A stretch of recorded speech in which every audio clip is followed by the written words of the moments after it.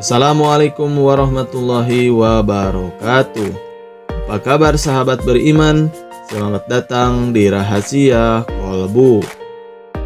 Sedekah adalah merupakan suatu kegiatan di mana seorang memberikan sebagian harta yang dimilikinya, baik kepada fakir miskin atau orang yang membutuhkan.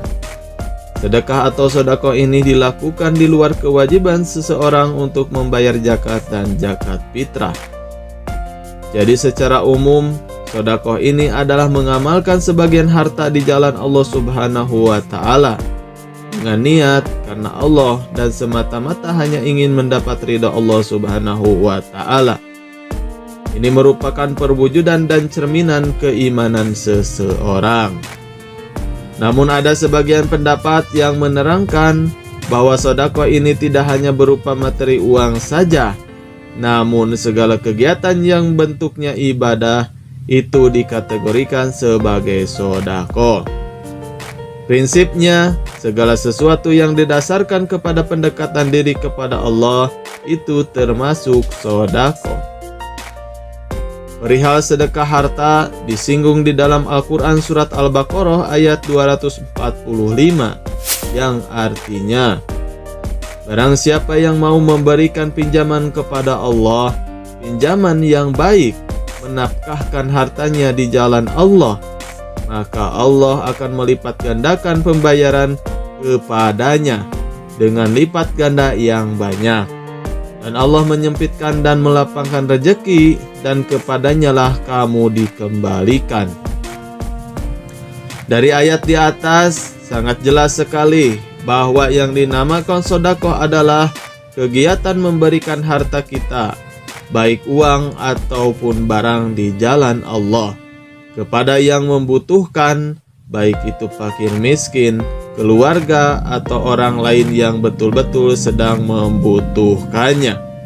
Ayat lain yang menyebutkan soal sedekah adalah surat Al-Baqarah ayat 271, yang artinya, jika kamu menampakkan sedekahmu, maka itu adalah baik sekali.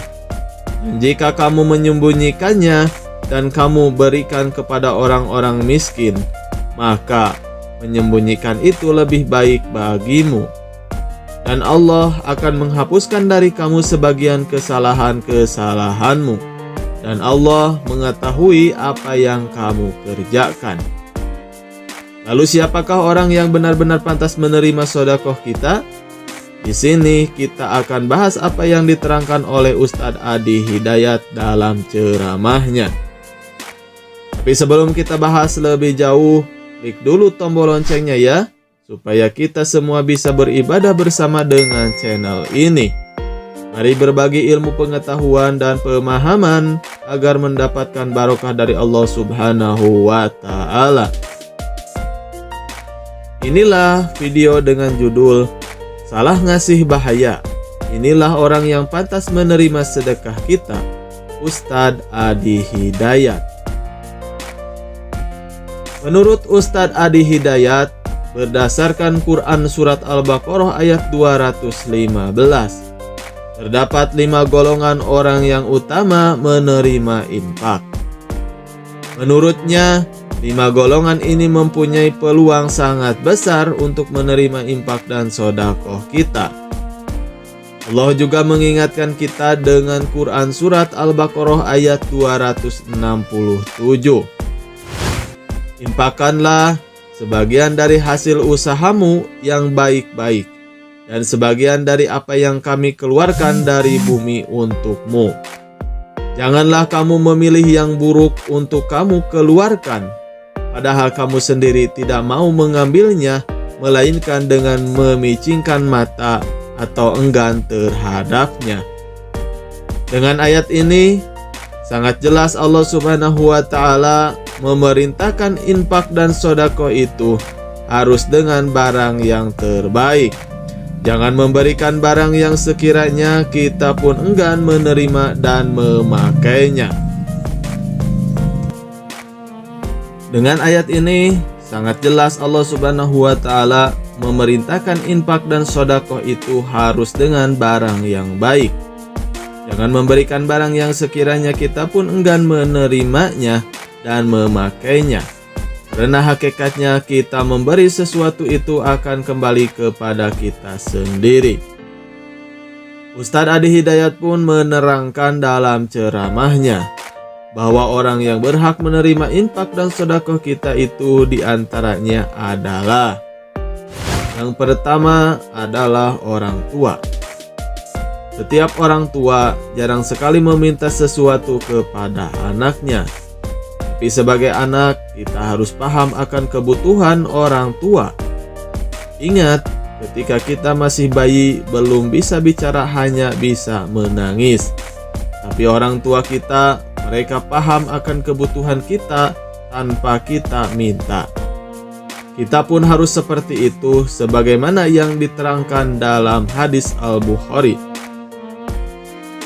Dalam hadis Al-Bukhari disebutkan bahwa mereka yang memberikan infak kepada orang tua bukan hanya 700 kali lipat pahala yang ia dapat.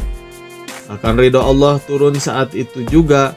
Jika ridho Allah turun, maka semua doa yang diminta akan diijabah oleh Allah Subhanahu wa Ta'ala di hari itu juga. Yang kedua, yang berhak menerima sedekah kita adalah kerabat dekat. Yang dimaksud kerabat dekat di sini adalah saudara jauh yang mempunyai hubungan darah tapi tinggal di tempat yang jauh. Ini wajib kita beri infak dan sedekah di mana mereka sedang mendapatkan kesusahan. Ada juga yang dimaksud kerabat di sini adalah tetangga kita, baik itu muslim ataupun non-muslim, mempunyai hubungan darah ataupun tidak. Semua berhak mendapatkan infak dan sedekah kita jika mereka dalam keadaan kesusahan. Apabila kita memberi kepada tetangga, maka pahalanya sebanyak 700 kita dapatkan. Yang ketiga adalah anak-anak yatim. Anak yatim adalah seorang anak yang ditinggal mati oleh bapaknya sebelum dia balik. Batas seorang anak disebut yatim adalah ketika seorang anak tersebut telah balik dan dewasa. Hal tersebut juga sudah dijelaskan dalam sebuah hadis yang menceritakan bahwa Ibnu Abbas radhiyallahu an pernah menerima surat dari Najdah bin Amir yang berisi beberapa pertanyaan. Salah satunya adalah tentang batasan individu disebut yatim. Ibnu Abbas pun menjawab, "Dan kamu bertanya kepada saya tentang seorang anak yatim. Kapan terputus predikat yatim itu? Sesungguhnya predikat itu putus bila ia sudah balik dan dewasa." Yang keempat adalah orang-orang miskin. Orang yang tergolong ke dalam predikat orang miskin adalah orang-orang yang dalam kesehariannya tidak mempunyai harta benda. Mereka hanya punya makanan untuk hari itu saja. Bahkan banyak dari orang miskin yang harus menahan lapar karena kurangnya makanan.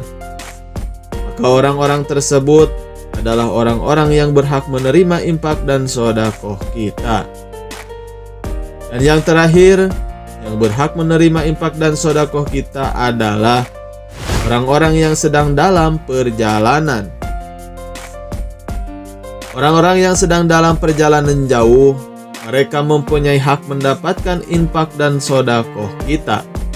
Berilah sedekah kita kepada mereka, sebab mereka akan membutuhkannya untuk bekal di perjalanan.